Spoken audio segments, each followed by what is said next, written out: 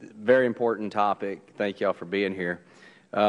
Previous hearings, we've discussed how ISIS is self-financing and how that's kind of unique compared to some other Islamic extremist organizations in Syria and other places. They're self-financing through smuggling, extortion, murder, rape, you name it. I mean, these are bad people.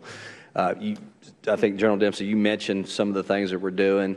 Have we been able to truly disrupt their financing source that will lead us to helping, I guess, break up their logistics? We have certainly disrupted it. There are some things that I would be more willing to share with you in classified setting where we have reflections of the impact of some of the things we've done against their oil revenue, for example. But again, some of that's probably best described in a classified setting. Okay. But I will tell you, the answer is yes, we have significantly disrupted their financial support. Right. I mean, because after all, if we can dry up the ability to buy beans, bullets, and Band-Aids, I mean, hopefully we could want another way to break their will to fight. Congressman, I just add to that a couple of points we made this morning on this. It is your point, question, observation is part of the comprehensive effort that we're using to stop them.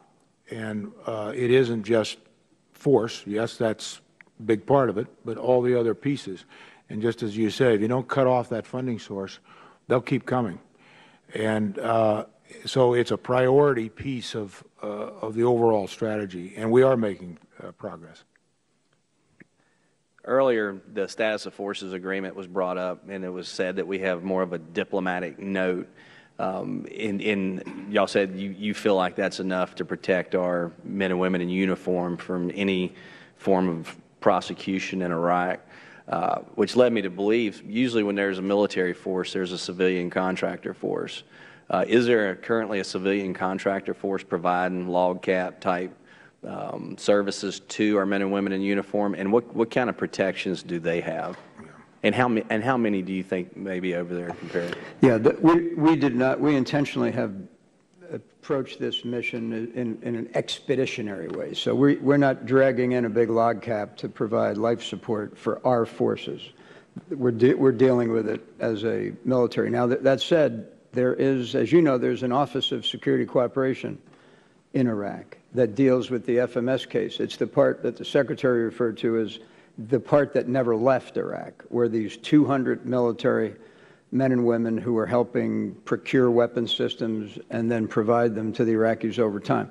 That is supported by a contract, whether it's with a particular weapon system dealer or, in some cases, trainers. And they have, as part of the contract, they have protections and immunities under the contract. Okay.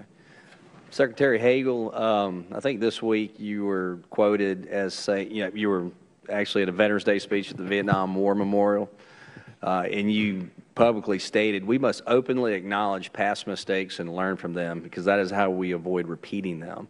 I'd have to agree with you. I mean, Congress, I think, has been honest in saying that sequestration and placing those devastating defense cuts on top of our men and women in uniform was a mistake. There's a huge appetite to remove those defense caps.